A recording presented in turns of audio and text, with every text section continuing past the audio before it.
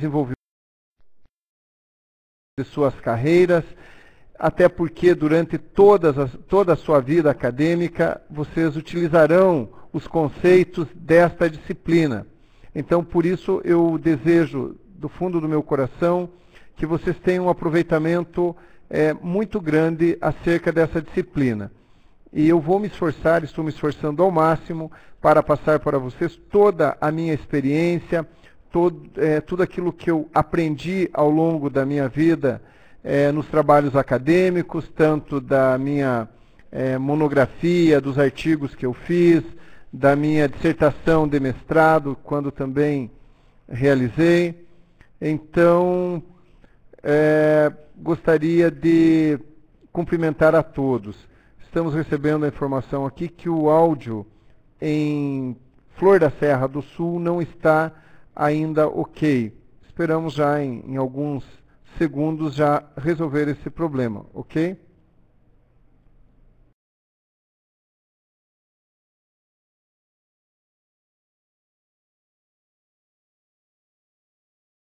Vamos corrigir aqui.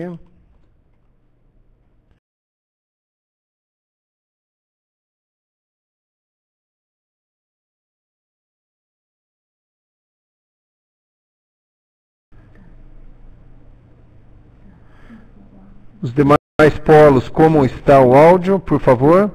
Antes de nós iniciarmos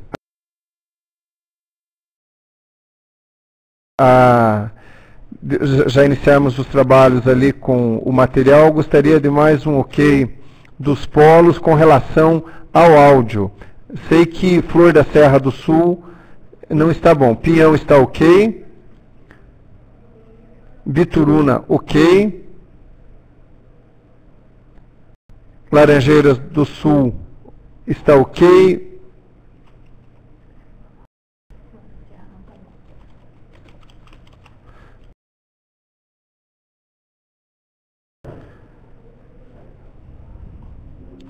De Flor da Serra, o áudio e o vídeo não estão legais. Palmital ok.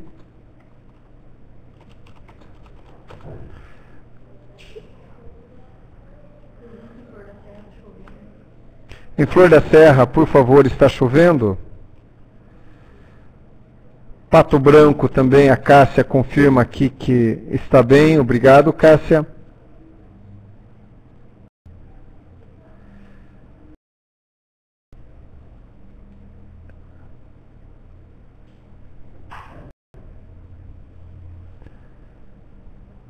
Por favor, verifiquem as suas configurações locais, especialmente para Flor da Serra do Sul.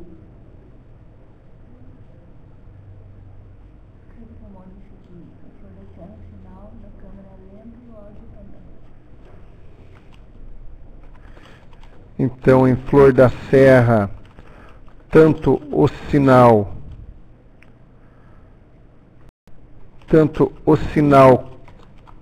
quanto o som não estão ok. Em alguns segundos já será resolvido. Em Apucarana, confirma aqui que o som e o vídeo estão ok.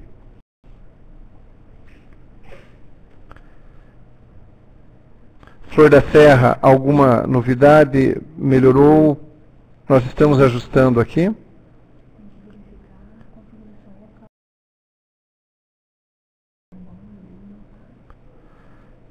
Por favor, Flor da Serra, também verifique a sua configuração local.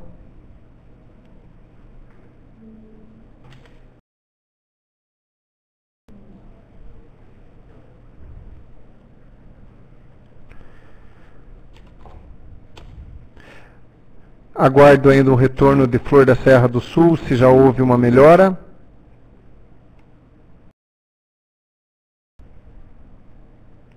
Apucarana, som e vídeo ok.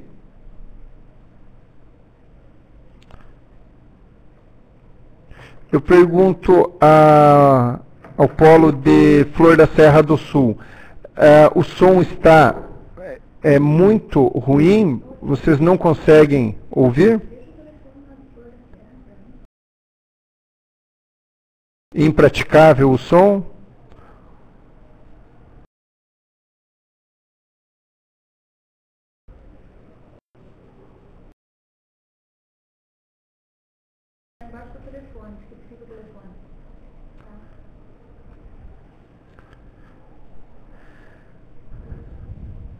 Aguardo Flor da Serra do Sul para dar início, então, à apresentação dos slides que servirão de base para a nossa apresentação.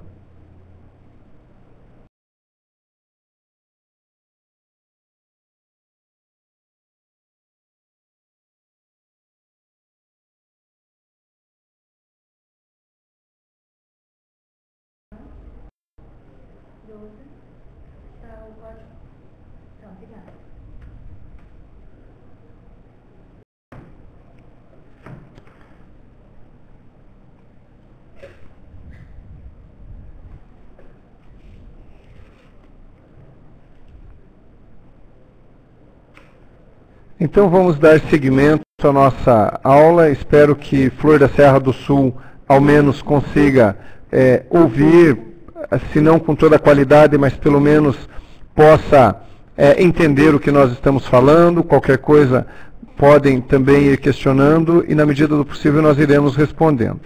Bom, quais são os objetivos da nossa disciplina, da nossa aula, desta apresentação? Então nós dividimos o nosso conteúdo total em 3 partes. Tivemos que fazer uma condensação de todo o estudo, porque a disciplina de metodologia ela é muito complexa. Ela é extremamente importante, mas ela é muito grande. Então, o que nós temos aqui um tempo já definido em cerca de 50 minutos a 60 minutos.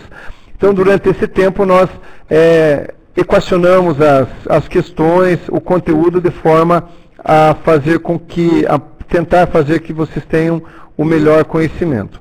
Então, nós vamos, durante a nossa apresentação, nós iremos definir o que é um método de estudo, quais são os processos de leitura, definir o que é pesquisa, mostrar as formas clássicas de classificação das pesquisas, identificar as etapas de um planejamento de pesquisa e também a estrutura básica de um trabalho científico, as partes que compõem um trabalho científico.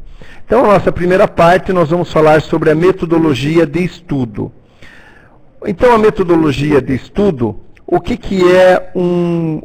é um método? O método é uma sequência lógica de procedimentos que devemos seguir para atingirmos um objetivo, para atingirmos alguma situação que nós gostaríamos de resolver. Então, dentro da metodologia de estudos, nós temos uma aplicação do espírito para aprender, ou seja, se nós queremos que esse método seja eficaz para as nossas pretensões, para os nossos objetivos, nós temos que ter um conhecimento também adquirido à custa dessa aplicação, que é o fato de tentar aprender. E também os trabalhos que precedem a execução de um projeto. Ou seja, aprender a estudar faz parte de um projeto, onde nós devemos fazer, dar o máximo, o máximo para que o planejamento desse projeto seja executado. Então, o método, caminho para chegar em algum lugar, caminho para alcançar os objetivos, conforme já citei. O estudo, o que é estudar? Vejam, eu já vi algumas pessoas, alguns acadêmicos, durante a minha vida de professor, e comigo também, confesso que já aconteceu isso, você ler uma página, hoje já não acontece mais comigo, mas antes, no início, já aconteceu. Você ler uma página toda, e no final, quando você chegou lá na última linha, aí se alguém perguntar para você, o que você leu até agora? Você não vai saber. Sabe por que acontece isso? É porque nós não temos um método de estudo, nós não usamos as ferramentas adequadas para lermos esse texto. O que é uma ferramenta? A ferramenta é alguma coisa que vai facilitar o nosso processo, o processo que realizamos.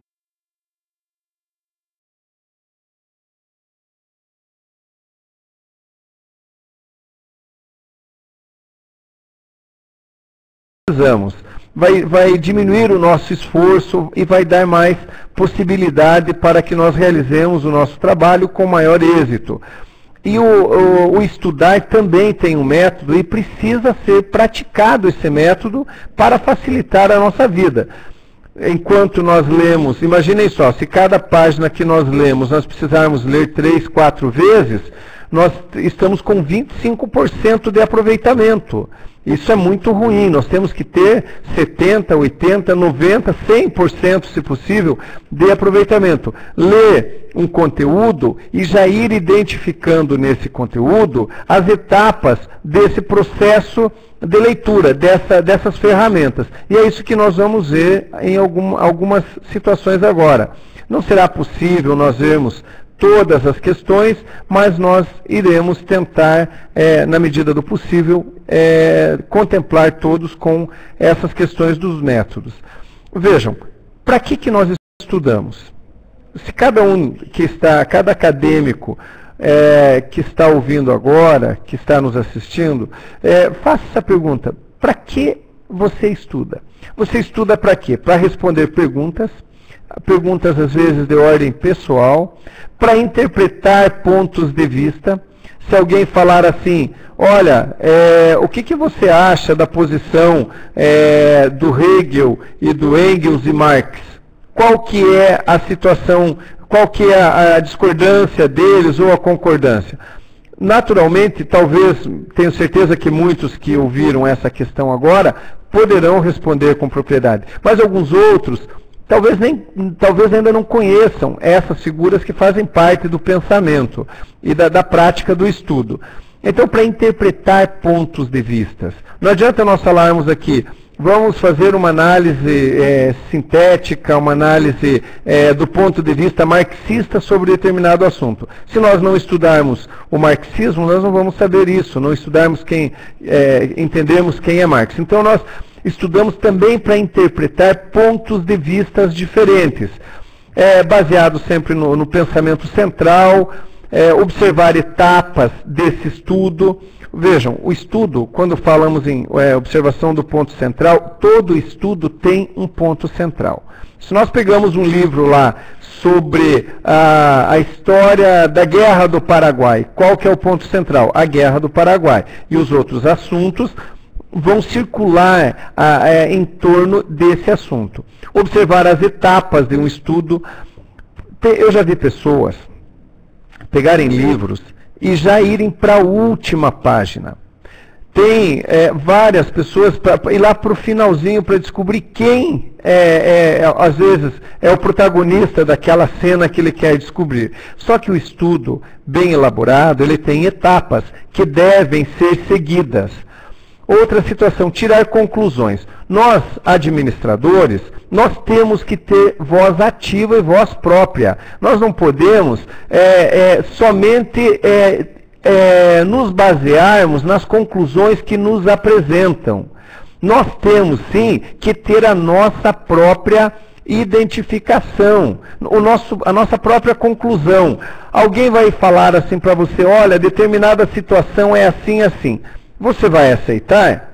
Você vai entender que isso realmente é verdade? Não, você tem que analisar se aquilo que lhe foi falado é realmente aquilo que você concorda. Então, para isso, você tem que estudar, você tem que entender aquele determinado assunto para ver se você concorda ou não concorda com o que foi lhe falado.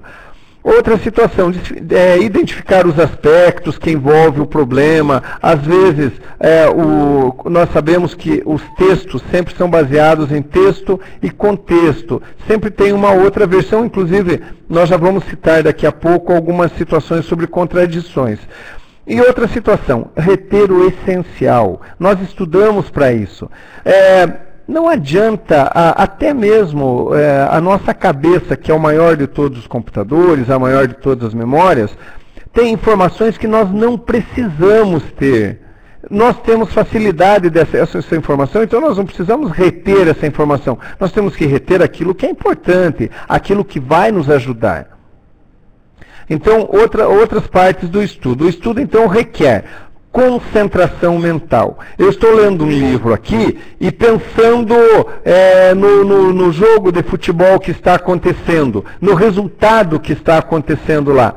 Pare, não faça isso. Ou você estuda ou você fica acompanhando o futebol. As duas coisas dificilmente você vai acontecer. O que você vai ter que fazer é priorizar o teu estudo. Se é mais importante naquele momento para você acompanhar o futebol, então deixa o estudo, que você não vai estar aproveitando, não vai aproveitar nada mesmo, vai ver o futebol, ou novela, ou filme, ou qualquer outra atividade. Mas se você entender que naquele momento é mais importante para você estudar, então se concentre. Concentração mental. Não adianta estar com o livro na mão só olhando. Você tem que ter uma concentração mental. Outra situação, planejamento individual. Eu até vou postar no Moodle para vocês, me lembrei agora, um planejamento sobre estudo. É um vídeo de um áudio, cerca de 40 minutos, que uma pessoa que passou em todos os concursos que já fez, ela ensina nesse áudio como é que se faz um planejamento de estudo, como que se faz um planejamento individual. Olha, não adianta eu querer estudar português, matemática, física, administração de recursos humanos, estudar pesquisa, estudar economia, tudo junto. Eu não vou aprender nada, né? Outra situação, não adianta eu achar que uma fração de cada uma dessas disciplinas vai me ajudar, porque muitas vezes não ajuda. Aliás, na maioria das vezes não ajuda. Então é melhor você ter um planejamento. A leitura eficiente. Qual que é a leitura eficiente?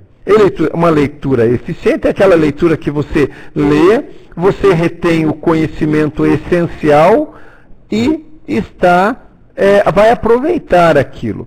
Organização, como falei,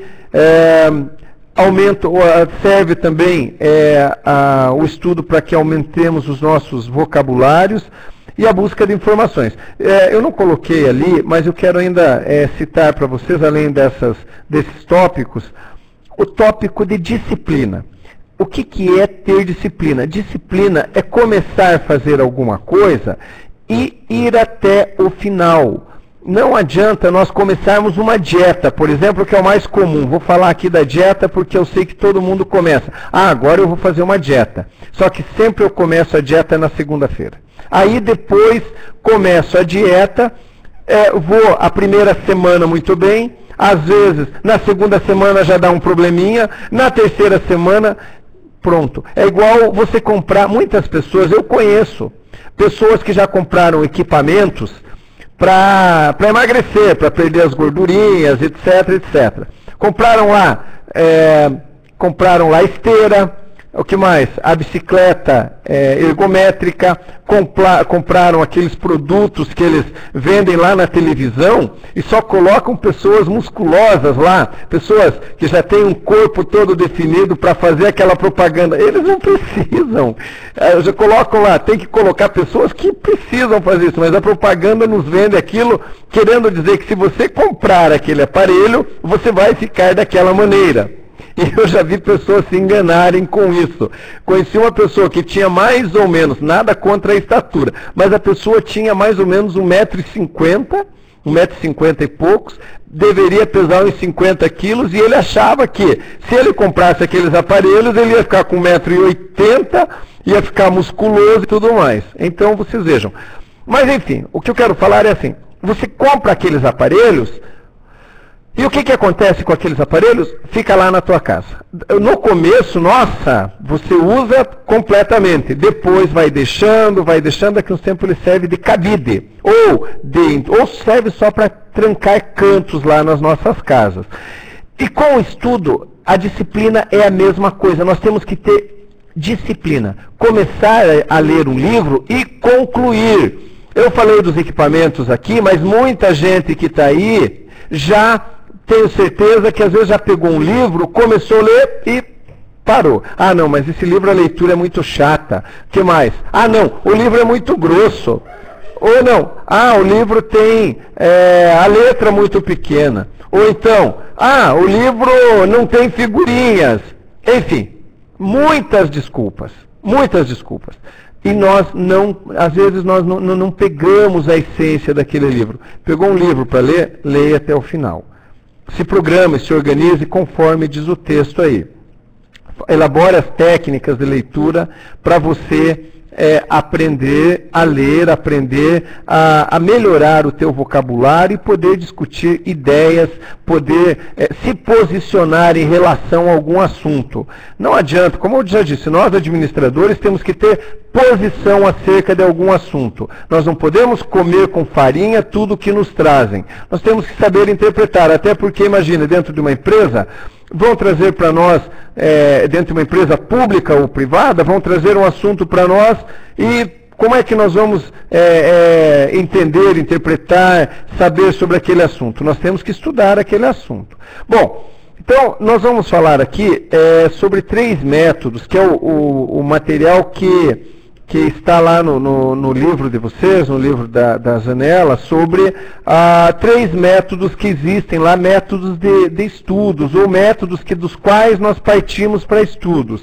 São 3, o método dedutivo, inclusive nos fóruns, alguns colegas acadêmicos tiveram algumas dúvidas, e eu acabei respondendo para a maioria sobre essas questões. Então são 3 métodos que nós vamos falar. Método dedutivo, método indutivo e o método dialético. O que é o método dedutivo? Vejam, método dedutivo é aquela situação em que você parte de uma situação geral e você vai para uma situação particular, usando o mesmo exemplo que está no livro de vocês. Por sinal, quero fazer aqui abrir um parênteses, que esse livro que vocês têm, que por enquanto está eletronicamente, mas vocês vão receber esse material impresso. Eu sei, muita gente já falou isso para mim, eu também não gosto de ler o livro, de ler pela tela, mas fazer o quê? Então, parte do geral para uma situação particular, usando o livro que está lá. Todo homem é mortal, é uma premissa maior. Pedro é homem, logo Pedro é mortal. Se todo homem é mortal e o Pedro é um homem, Pedro é mortal. É uma conclusão. Então, a premissa maior, uma premissa menor e a conclusão. Então, o método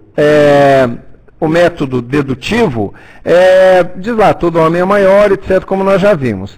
Então, o homem é o sujeito lógico e fica atrás da cópula. Representa a cópula, isso é, o verbo que exprime a relação entre o sujeito e o predicado. Mortal é o predicado lógico e fica após a cópula. Ou seja, é essa situação que nós vamos lá. Todo homem é mortal. Pedro é homem, logo Pedro é mortal também.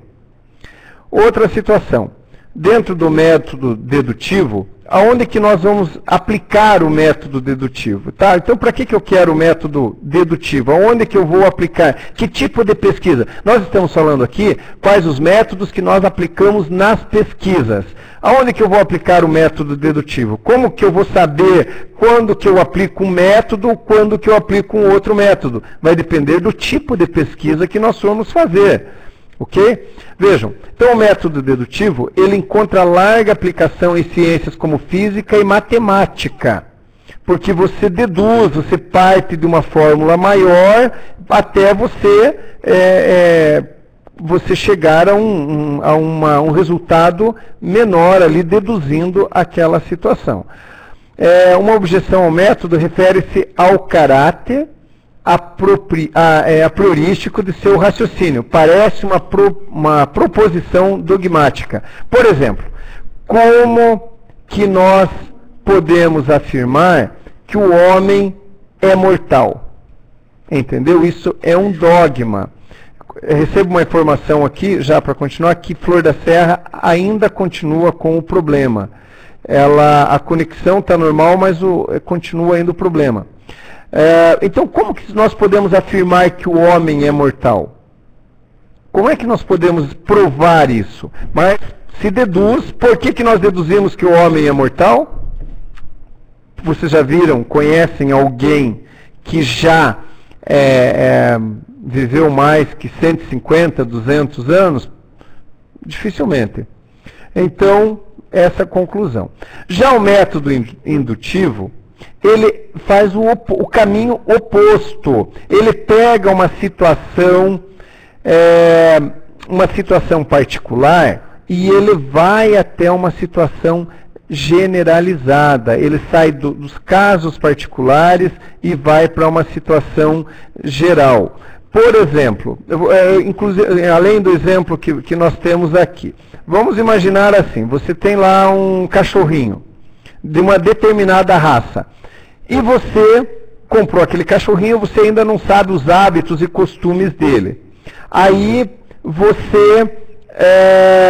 você consegue, aí você dá um pedaço de carne para aquele cachorrinho.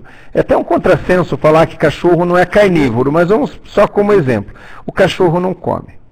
Aí você dá um outro pedaço, não come. Aí você descobre que a tua vizinha, teu vizinho tem cachorros semelhantes. E eles também não comem a carne. O que você vai deduzir com relação aos cachorros daquela raça? Que eles não são carnívoros, podem ser vegetarianos e tudo mais. Então, eu só quero avisar o polo de Flor da Serra do Sul, que nós sabemos que o problema é lá no polo, talvez a configuração, mas amanhã, ou hoje ainda, eu já vou disponibilizar essa apresentação no Moodle para que a Flor da Serra e todos os demais já possam ter acesso ao material que nós estamos vendo aqui.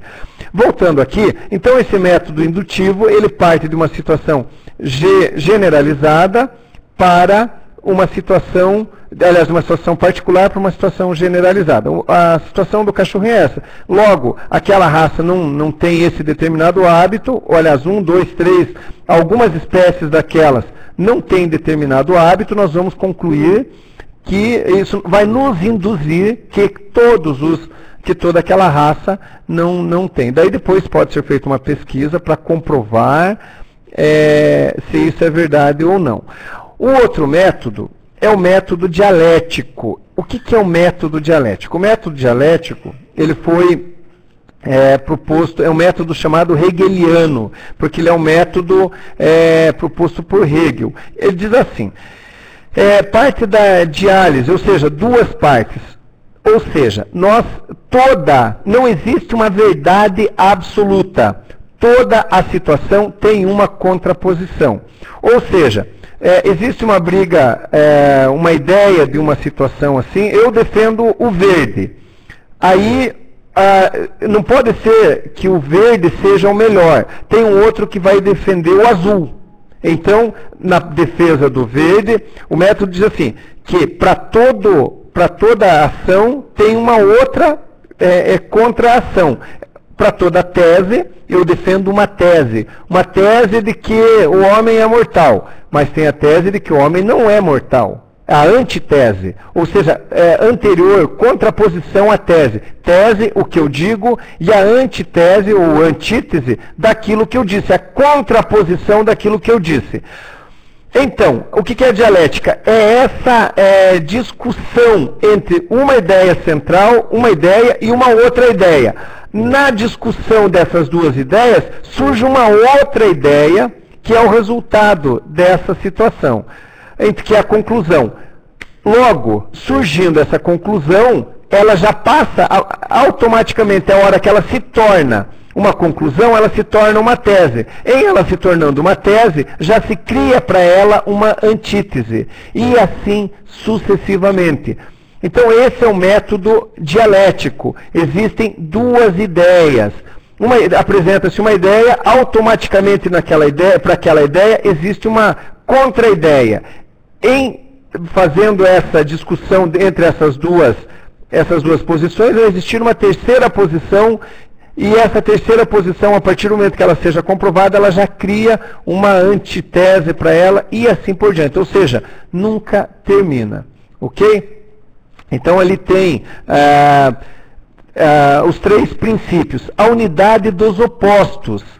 A unidade dos opostos, ou seja, todos os objetos e fenômenos apresentam aspectos contraditórios. Aquilo que nós falamos. Tudo, não existe uma verdade absoluta que você possa dizer assim, essa caneta é azul. Aí alguém pode contrapor assim, mas azul em que nível?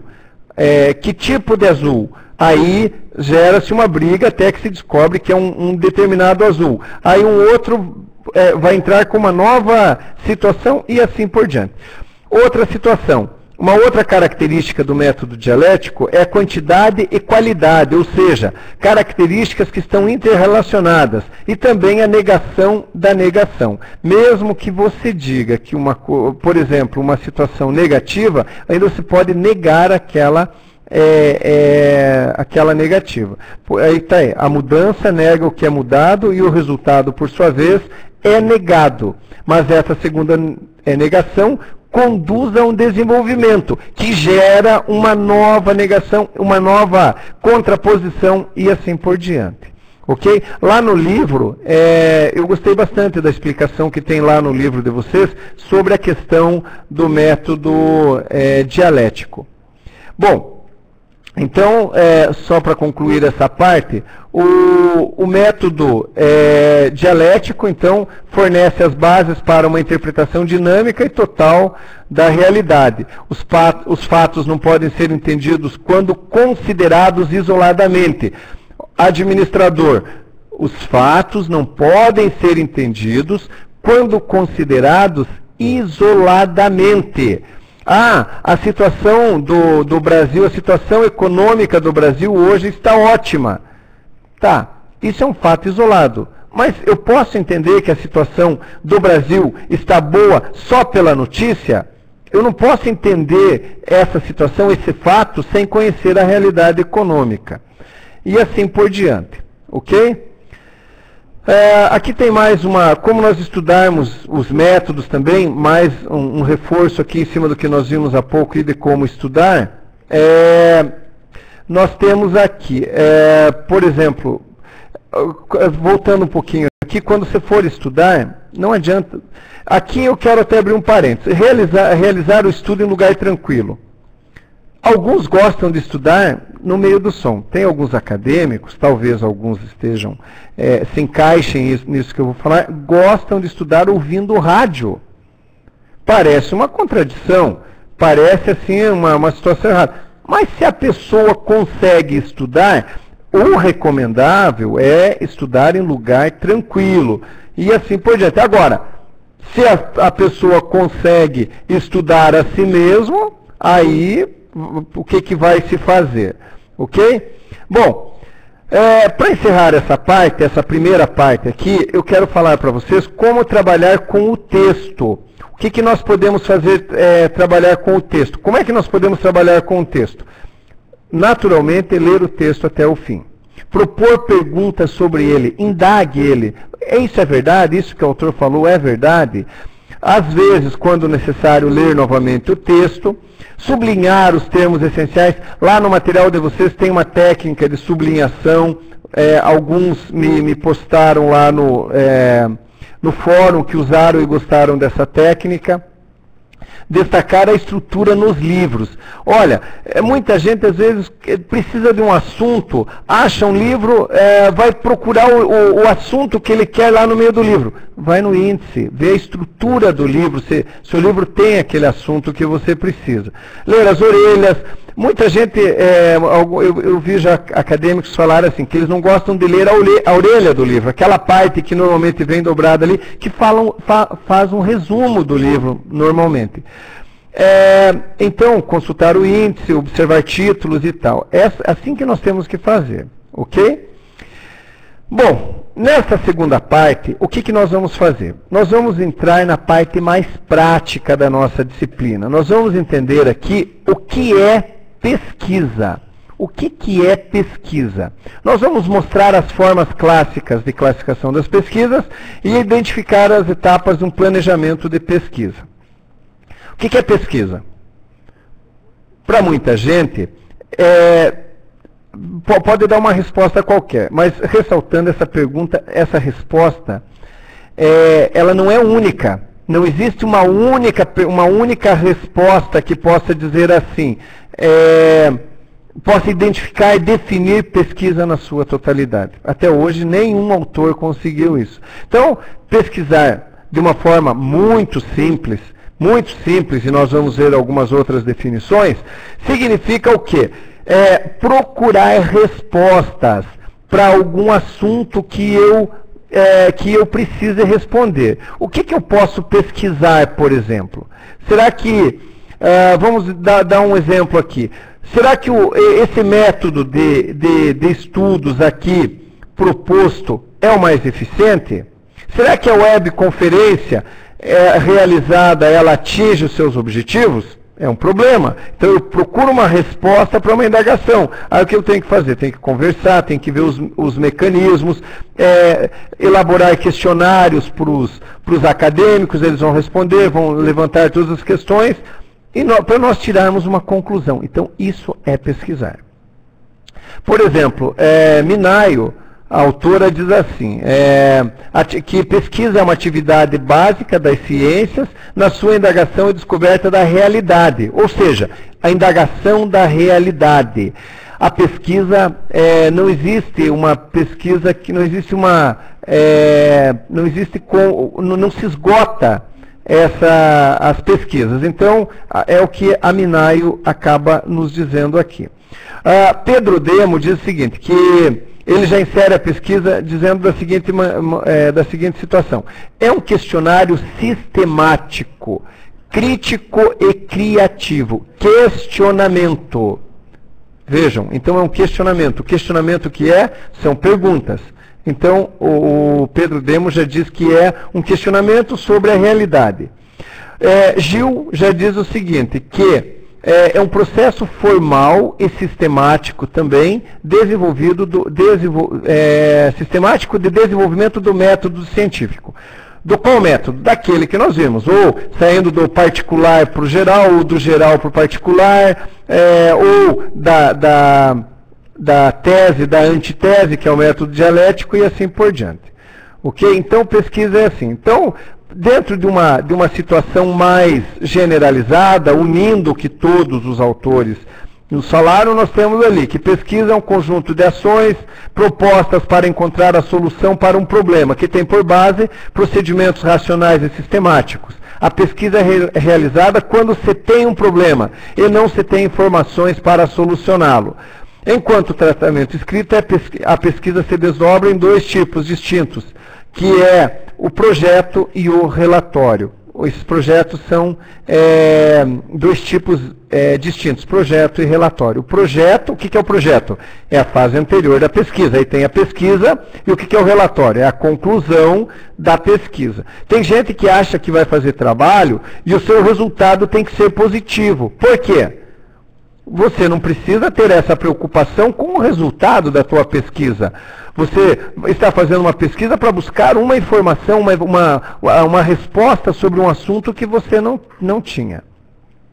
E para que pesquisar? Para que você quer pesquisar? Aí na tua cidade está tudo bem? As ruas estão, o trânsito aí está comportando todos os veículos, não existe problema de engarrafamento, não existe problemas aí no município que não possam ser pesquisados? Então, para que pesquisar? Para saber se determinado assunto está sendo, se alguma indagação nossa tem ou não uma resposta. Então, eu vou pesquisar e vou ver o que está acontecendo. Lá na minha cidade eu vejo que tem aumentado muito o número de pessoas aqui na cidade. Mas por quê? Não será então que às vezes os nossos governantes não fazem propaganda demasiada da nossa cidade, dizendo que está tudo bem, que está maravilhoso, que está tudo bem, e isso atrai muitas pessoas? Pode ser ou pode não ser. Então, se está chegando muita gente, posso ir pesquisar. Vou lá nas pessoas que chegaram e faço com um questionário, ou primeiro eu vou observar, depois vou fazer um questionário, uma entrevista, alguma coisa assim, que nós vamos entender depois essas etapas aí. E vou perguntar para a pessoa, por que você veio aqui para a minha cidade? Eu já fiz essa pesquisa aqui em Guarapuava, inclusive, por isso que eu estou falando dela. Ah, eu vim aqui porque lá na minha cidade era muito ruim todas as coisas, e aqui, por ser uma cidade um pouco maior, eu sei que tem tudo. Aí ela vem aqui, e o pouco que já tinha aqui, para ser dividido com ela, e acaba ficando quase nada para ninguém. Entenderam? Então pesquisa é para isso, é para buscar uma resposta para algum assunto. Então nós temos, basicamente, 3 tipos para responder para que pesquisar. Por exemplo, pesquisas para resolver problemas. Esse é o caso que eu falei. Nós temos que entender, vou pesquisar então, eu quero resolver o problema habitacional aqui do meu município. Mas o meu problema habitacional, qual que é meu problema habitacional? Então eu vou pesquisar. Então esse é um tipo de pesquisa. É um tipo de pesquisa voltada normalmente para a resolução de problemas práticos. O pesquisador busca a resposta para um problema ou algum grupo de problemas. Então, esse é um tipo de para que pesquisar? Para resolver problemas. Um outro, pesquisas para formular teorias. Ou seja, o desenvolvimento das ciências sociais é recente. Existe uma quantidade de pesquisas de natureza exploratória que tentam descobrir relações entre fenômenos. Vocês já ouviram falar assim? Pessoas que às vezes sofrem alguma cirurgia e tem algum tipo de platina no corpo, ou etc, etc. Daí a pessoa diz que ela sabe quando vai chover, ou porque dói a cirurgia, dói o local lá da incisão, ou alguma coisa. Existe fenômeno com o material utilizado na cirurgia com o clima? Eu não sei. Eu posso formular uma teoria sobre isso. Posso pesquisar um grupo grande de pessoas em vários climas diferentes, vários tipos, e com isso formular uma teoria. E a partir dessa teoria eu dizer assim, ó, se a pessoa sofrer uma determinada incisão, que seja utilizado determinado tipo de material nela, isso vai ter uma influência com o clima, por causa disso e daquilo. Ok? Então, para formular uma teoria. Ou a outra, pesquisa para testar teorias. Então, eu formulei uma teoria. Formulei essa. Aí, pode-se fazer uma nova, pode fazer pesquisas depois para testar teorias. Para testar se aquela teoria que eu formulei está correta ou não. Então, para isso que existem, é um outro tipo de pesquisa também. Então, aqui tem alguma classificação. Esse material, no livro eletrônico de vocês, por enquanto eletrônico, volto a reafirmar, ele está muito bem esclarecido lá. Está muito bom. As classificações das pesquisas. Ou seja, nós podemos dividir elas do ponto de vista da natureza, que é pesquisa básica e pesquisa aplicada. Veja, pesquisa básica. Objetivo é gerar conhecimentos novos e úteis para o avanço da ciência, sem uma aplicação prática prevista. Por exemplo, nós já temos a cura para o câncer? Não, mas está sendo pesquisado, mas está se gerando conhecimento, mas não tem uma aplicação prática prevista. Nós não sabemos exatamente quando que as pessoas vão ter um tumor cancerígeno, mas vai ter uma vacina que vai eliminar esse problema. Pesquisa aplicada é diferente. Procura gerar conhecimentos para aplicação prática. É o caso daquele tipo de pesquisa para resolução de problemas. Imediato. Outra situação. Como é que nós podemos, da forma de abordagem da pesquisa, como é que nós podemos classificar? Pesquisa quantitativa e qualitativa. Muita gente diz, olha, eu tenho dificuldade de entender o que é uma pesquisa quantitativa ou o que é uma pesquisa qualitativa. O que nós vamos pensar aqui? De quantidade. Quantos membros, quantos números, quantos grupos, quantas situações dessa aqui representam aquilo. É quantificação, é a estatística. A outra situação, considero que tudo pode ser quantificável, ou seja, quantos alunos reprovaram ou foram aprovados na minha disciplina de metodologia de ensino, metodologia de estudo e pesquisa em administração. Ou quantos tiraram as maiores notas, quantos tiraram as menores, e assim por diante. Ok? Quanti. A outra é quali, ou seja, qualitativa, qualidade, ou seja, considera que há uma relação entre o mundo real e o sujeito, ou seja, o que eu penso. Aí vale o que eu penso. Esse tipo de pesquisa, ela não requer assim, métodos matemáticos. Como é que eu vou quantificar quanto que eu penso sobre psicologia?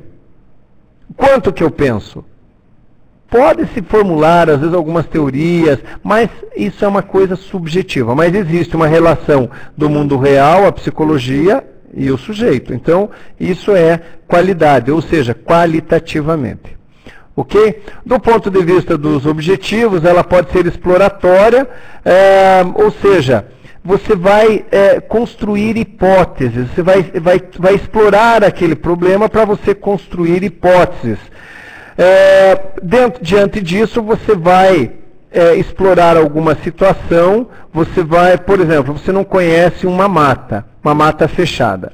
Então, você vai explorar essa mata para ver se aquela mata, seguindo aquele rio ou aquele carreiro, ela realmente dá lá naquele lugar, num lugar que você deseja alcançar. Isso é explorar. Então, mas você vai construir uma hipótese, vamos supor que você não vai até o final, mas você diz, bom, se eu continuar aqui, naturalmente, porque é um caminho, então a hipótese é que esse caminho vai dar a algum lugar. Às vezes pode não dar, pode ser que seja um caminho de animais, etc., e assim por diante.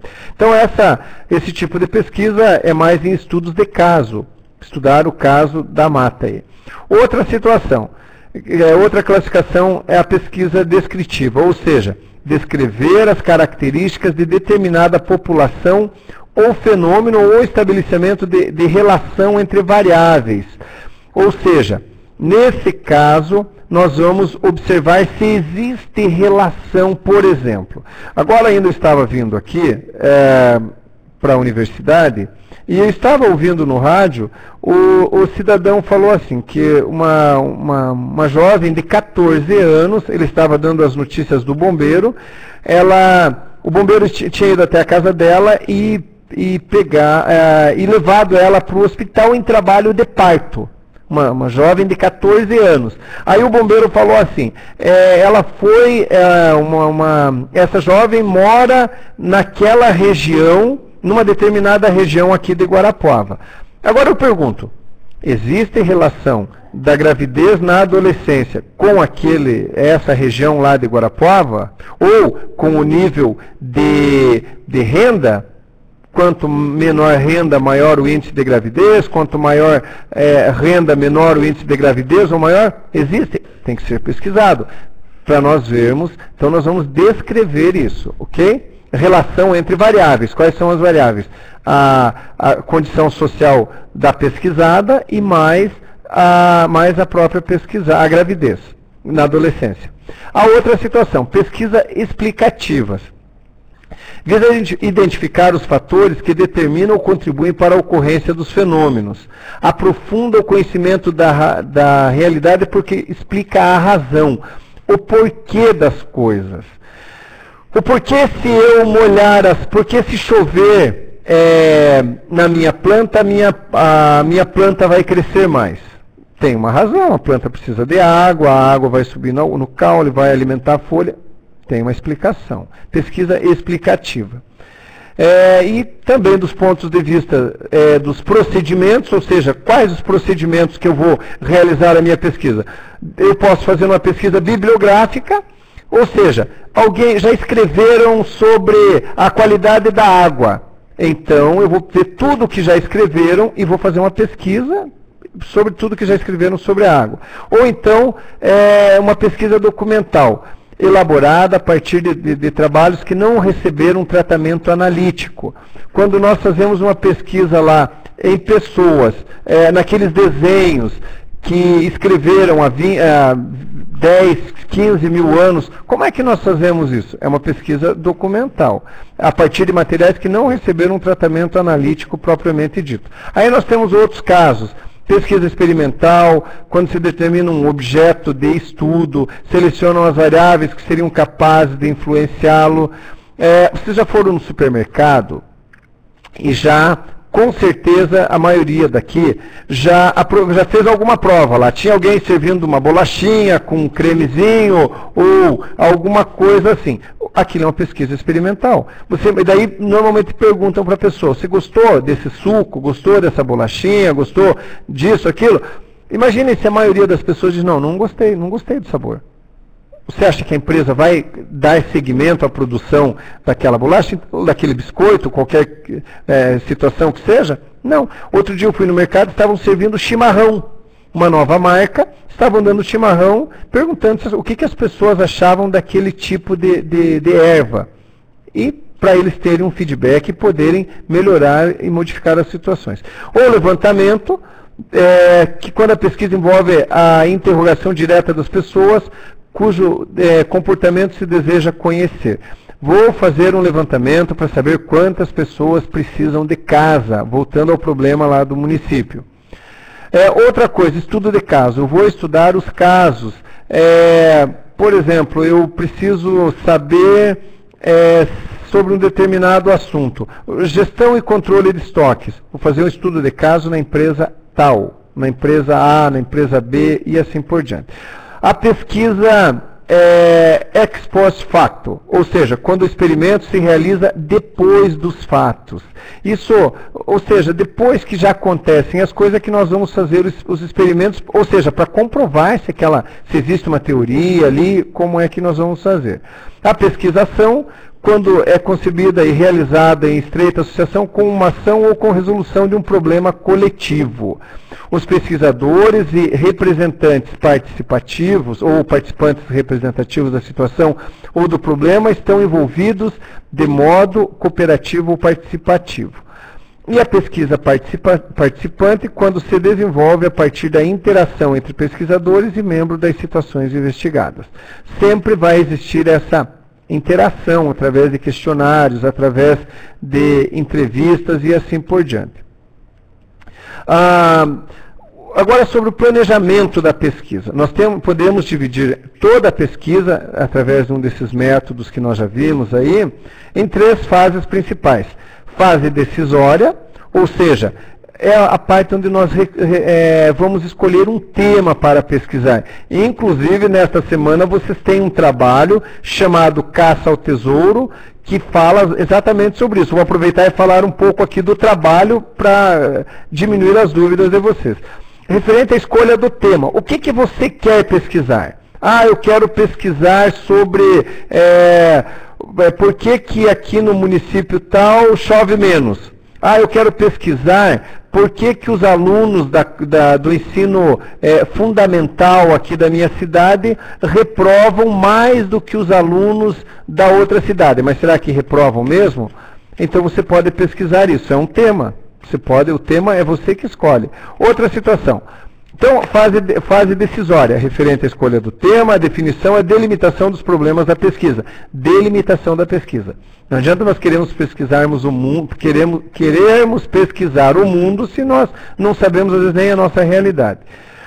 Tem até um ditado que diz assim, pense globalmente e haja localmente.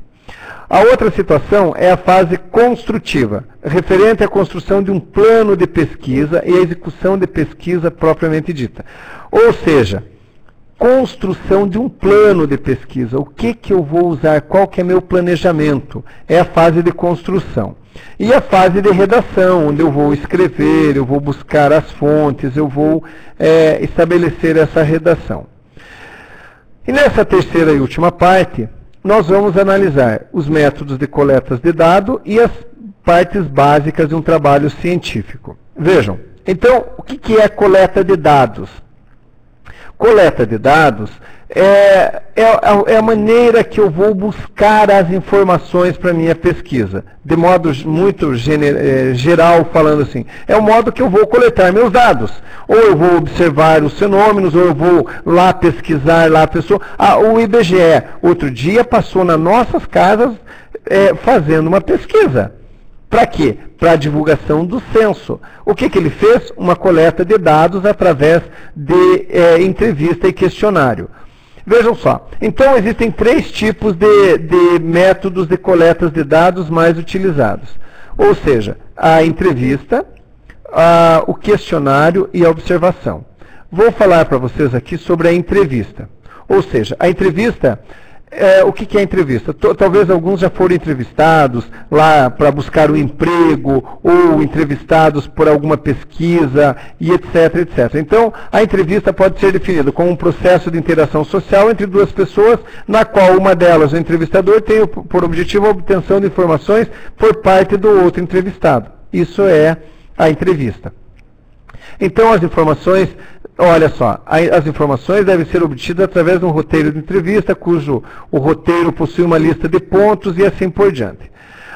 Essa observação eu quero fazer aqui para vocês. É necessário que o pesquisador providencie um termo de consentimento livre e esclarecido, para que o entrevistado assine, aliás, fique ciente, isso em alguns casos, diante das condições da entrevista, das coletas de dados, da análise dos dados e da divulgação científica da pesquisa. Você já deve ter visto na internet, às vezes quando tem lá um questionário e ele pergunta assim, quando você está lá, você autoriza a divulgação do teu nome para outros bancos de dados? Se você falar que não, eles não vão divulgar. Se você autoriza, então, quando você diz que sim, você está assinando esse termo e dando essa condição. Outra situação, o que pode interferir numa entrevista? Olha, os motivos ulteriores, ou seja, quando o entrevistado pensa que suas respostas podem influenciar positivamente sua situação futura. Vejam, se você vai fazer uma entrevista, deixe que a pessoa responda, não fique interferindo, nem com fatos anteriores, nem ulteriores. Deixe que a pessoa responda. Não exponha o teu ponto de vista para influenciar. Outra situação, quebra da espontaneidade. Vejam, às vezes o entrevistador, esses tempos eu estava vendo um programa de televisão, talvez vocês já viram esse vídeo, o entrevistador lá na França, ele está entrevistando um casal. Aí depois a mulher fala, daí quando o homem vai falar, o homem acho que tem uma dificuldade na voz, tem uma voz diferente das vozes normais, o entrevistador começa a dar risada e olha, quase morre de tanto dar risada lá. Quebra a espontaneidade, estraga a entrevista. Outra situação, desejo de agradar. Você vai perguntar lá para alguma pessoa e você quer que a pessoa responda aquilo que você acha que ela tem que responder. Esqueça isso. Outra situação, fatores idiosincráticos, ou seja, por exemplo, muita gente, antes da eleição, agora nós estamos vivendo a eleição presidencial, muita gente se posicionava a favor de uma situação, de um candidato. Aí depois, nesse segundo turno, o candidato fez uma coisa ou deixou de fazer alguma coisa, e isso mudou a percepção da pessoa. Entendeu? Então, esses fenômenos alteram a atitude do entrevistado em relação ao fato observado. E tem outros exemplos. Outra situação, as entrevistas podem ser de 3 tipos. Estruturada, quando o pesquisador faz um roteiro a ser seguido. No caso, o IBGE tem uma entrevista estruturada. Semi-estruturada, quando o pesquisador seguia apenas pelos objetivos da pesquisa. Eu quero saber tal coisa, então vou fazer ela baseada naquilo, semi-estruturada. Ou livre, você vai lá e quer saber o que você puder daquela pessoa. Vai entrevistar aquilo lá, o que ela informar para você é importante. Então, pode ser livre também. Então, quando que se aplica isso? Quando o número de sujeitos da pesquisa é pequeno, quando é necessário identificar as relações do indivíduo do grupo. O questionário, vejam, tem que ser um grupo pequeno, salvo o IBGE, a entrevista, aliás, que ela faz uma entrevista com base no questionário, que daí pode ser com uma população muito grande. Agora, você vai fazer uma entrevista aí para saber o nível de qualidade dos alunos de primeira a quarta série de toda a região de Guarapuava, você imaginou? O trabalho, a dificuldade? E assim por diante. Uma outra situação é o questionário. Então, vejam bem, falei entrevista, questionário e observação. O que é o questionário? O questionário tem a função de coletar as informações de maneira informal, de um indivíduo ou grupo sobre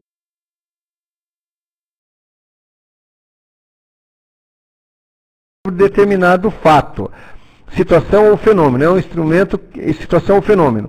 Esse tipo de questionário, ele é muito bom, mas ele tem algumas limitações também, como a pesquisa também tem.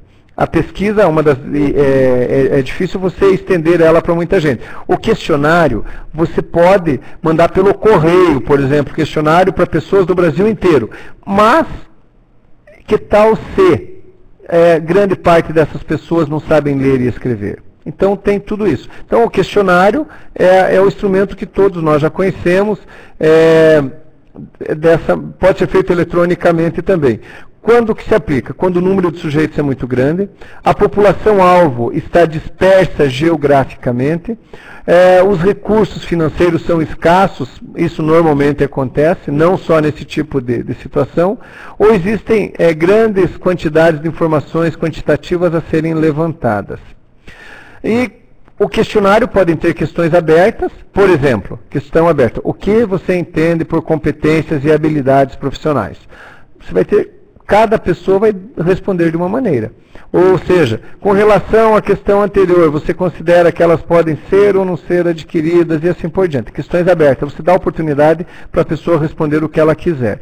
Ou questões fechadas, por exemplo, marque com X o tipo de estabelecimento que você cursou no ensino fundamental. Apenas uma única opção. Você não tem aqui duas.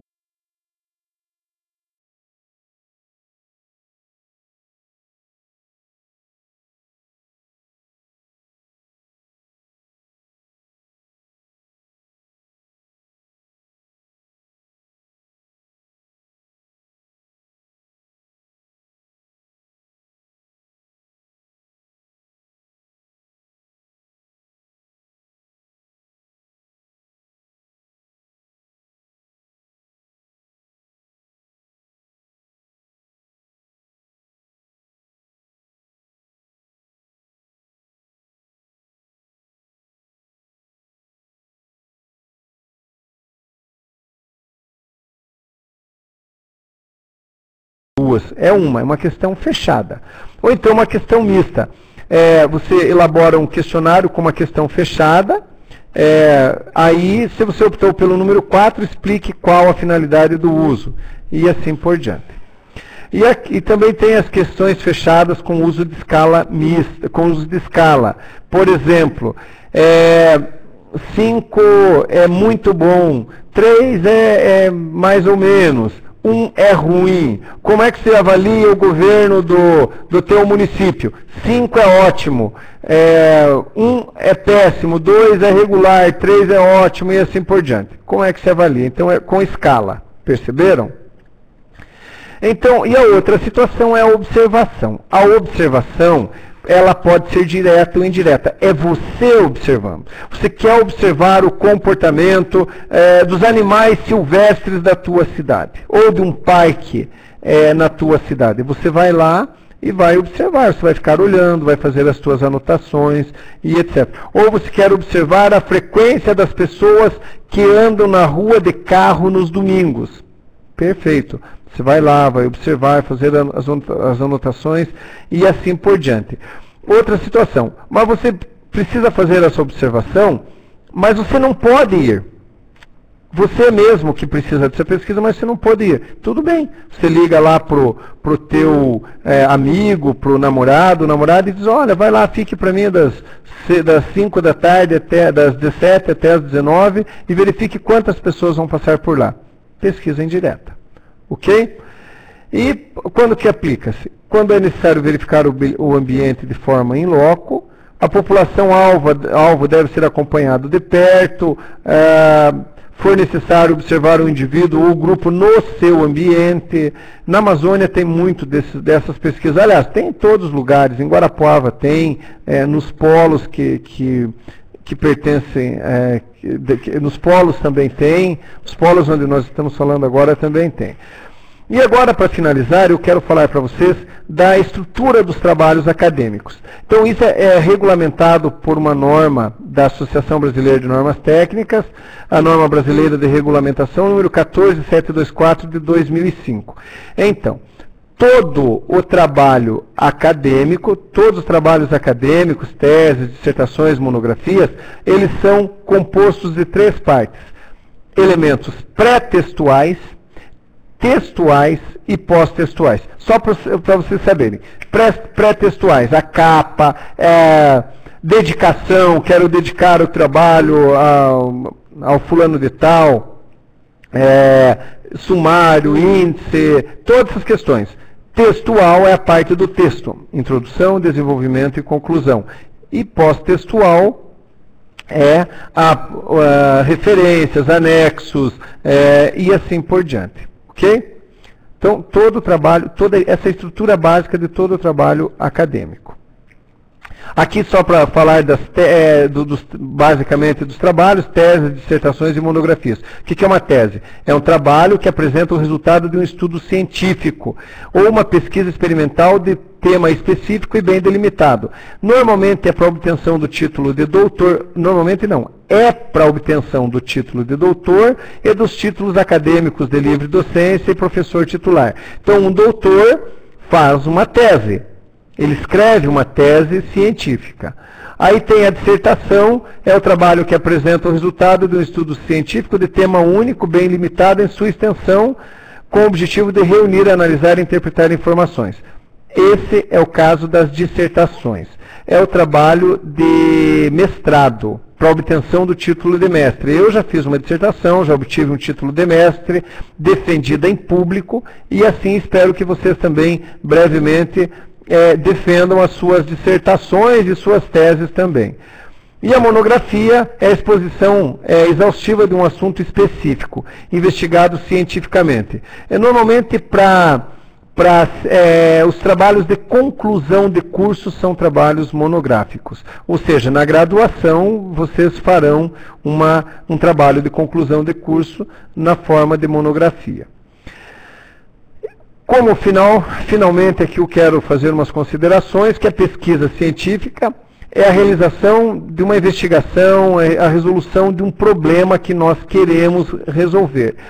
Olha, ela inclui um tema, busca-se informações e apresenta-se os resultados. Não se esgota, esse assunto é inesgotável. Uma outra situação, as pesquisas, cada uma delas, não se preocupem lá, a minha pesquisa tem que ser qualitativa, quantitativa, tem que ser experimental, Calma, vamos ver o que você vai pesquisar para nós podermos orientá-los no futuro. E, finalmente, aqui nós temos algumas referências que nós utilizamos. Eu quero reforçar essa referência aqui, ó, Liane Carli Hermes Anella, do livro que vocês têm, o livro que está aí com vocês eletronicamente. É ótimo. Eu também quero agradecer a todos, mas antes disso eu quero só falar um pouquinho, 2 minutinhos, sobre a questão do trabalho dessa semana. É um trabalho de caça ao tesouro. Então prestem bem atenção. Esse trabalho, vocês vão fazer assim, vão escolher um tema que vocês querem pesquisar. Eu quero pesquisar se os postos de combustíveis da minha cidade, eles cumprem as normas regulamentares. Tudo bem, é um assunto. Então você vai lá, vai buscar, então esse é o teu tema. Análise, ou verificação se os postos de combustível da cidade tal apresentam determinadas características. Então você vai lá na internet e vai buscar quem já pesquisou sobre esse assunto.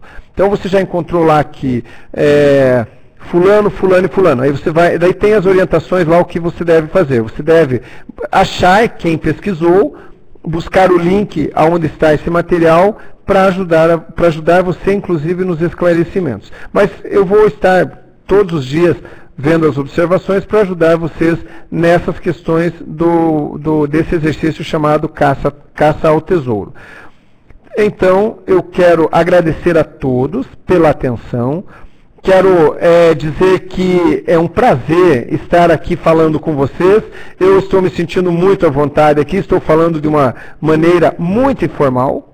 Entenderam? Então, eventualmente nessa informalidade, nós não usamos tanto a técnica de discurso, essa técnica de uma apresentação mais de cunho formal, até porque todos nós somos colegas de trabalho, vocês na função hoje de acadêmicos, eu na função de professor. Quero agradecer muito a todos vocês, agradecer os coordenadores de polo pela dedicação, os tutores, e fico a partir de agora à disposição de todos vocês para eventuais questionamentos. Ok? Então, muito obrigado a todos. Fiquem com Deus, foi um prazer estar aqui com vocês. Aí na tela vocês podem ver o meu e-mail. Esse e-mail é um dos e-mails que eu uso bastante para relacionamento com os acadêmicos, sem contar que lá no Moodle também vocês estão vendo a disciplina lá. Espero que estejam gostando, estou procurando fazer da melhor maneira possível para vocês, ok? Muito obrigado, fiquem com Deus e estou à disposição de vocês.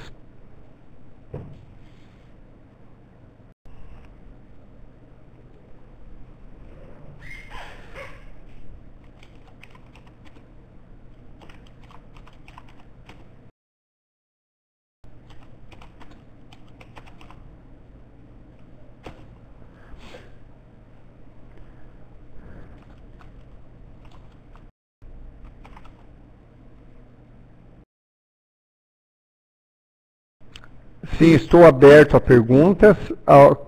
Qualquer polo pode fazer as perguntas. Já veio uma pergunta ali lá do polo de Pinhão.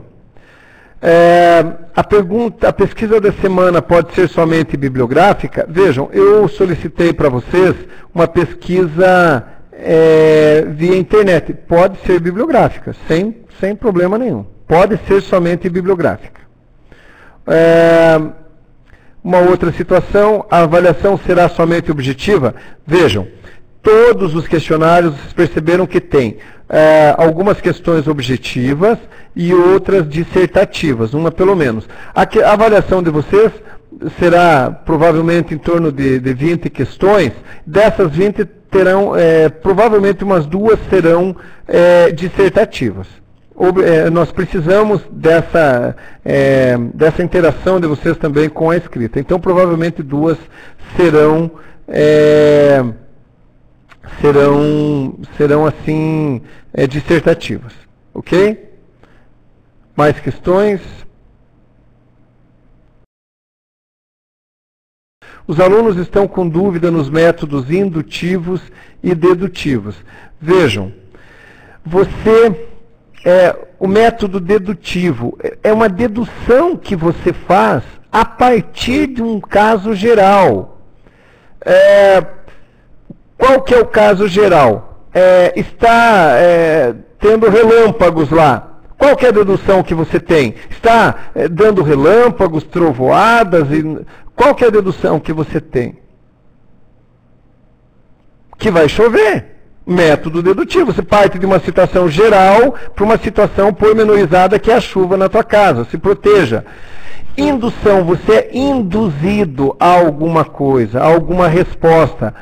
Se você, o caso dos cachorrinhos lá que eu falei, você tem lá os cachorrinhos, de determinada, 1, 2, 3, 10, 50 cachorrinhos não comem carne. Ao que você é induzido? Você é induzido que os cachorros daquela raça não comem carne. Ok? Então, para você tentar assim entender melhor, sempre parta assim de uma situação geral para uma situação fechada. Logo, aquela situação lá que o homem é mortal. Pedro é homem. Logo, Pedro é mortal. Uma situação geral para uma situação particular. Ou o inverso, onde você faz o método indutivo. Ok? Fico aguardando mais questionamentos.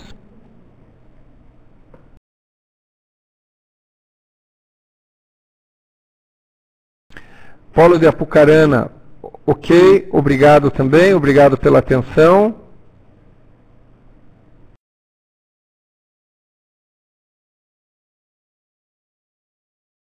Polo de Laranjeiras tem uma questão. O método indutivo hoje, a mídia comercial, utiliza-se desse método? Não veio completa a questão aqui. Por favor, Laranjeiras, repetir.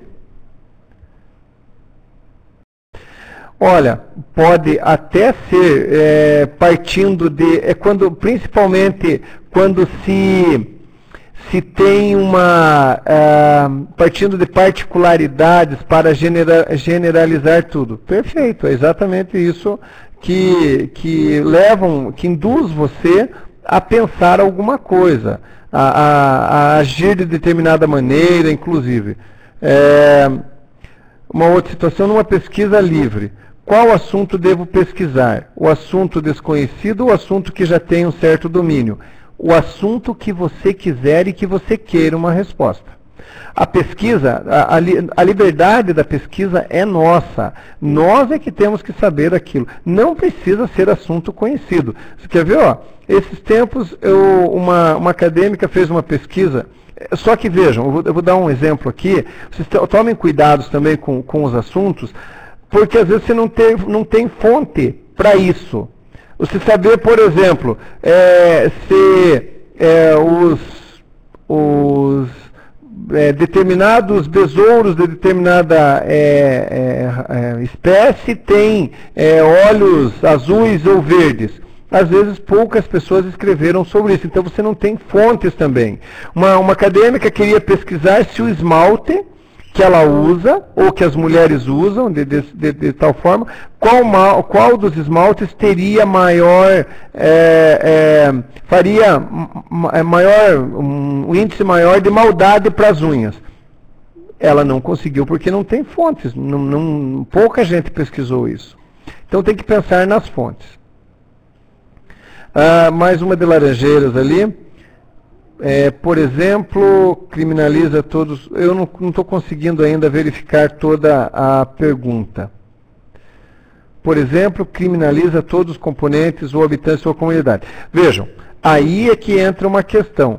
Nós, Polo de Bituruna, ok, muito obrigado pela participação de todos. Criminaliza todos os componentes ou habitantes de uma comunidade. Isso é generalização. Nós não podemos generalizar através de algum fato. Dizer que as pessoas lá em determinada cidade, determinadas cidades são maus. Logo, todas as pessoas são más. Isso não pode acontecer. Ok?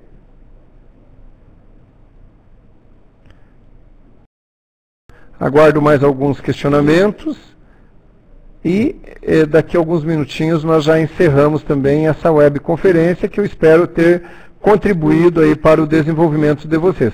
Quero deixar bem claro também que vocês fiquem à disposição, fico à disposição para responder questionamentos nos fóruns ou no meu e-mail que vocês puderem escrever sem problema. Ok?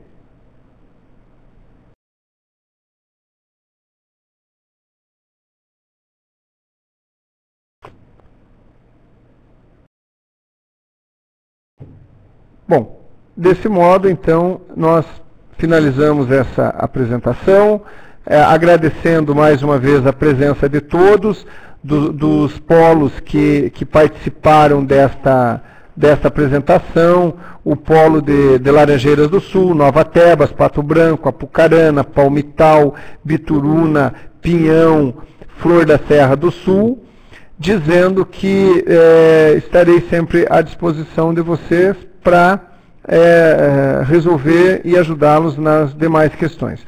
Muito obrigado, boa noite a todos e vamos concluir a nossa disciplina aí em 2 ou 3, na próxima semana, no final da próxima semana. Boa noite a todos vocês.